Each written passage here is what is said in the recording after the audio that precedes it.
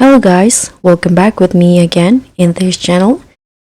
So on today's video, I'm going to show you how you can catch this magma crab in Fish It Roblox.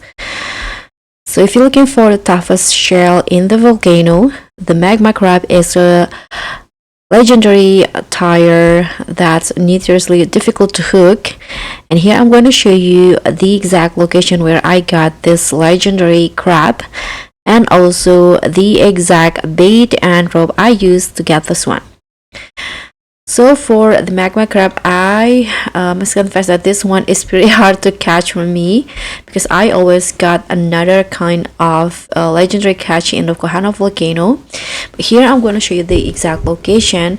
So as for me, I got it easily when I tried to fish near the lava fishermen at the top of this rocks right here. So I got it in this exact location, and as you guys can see, I'm using the almond road with the singularity bait as the combo to get the magma crab.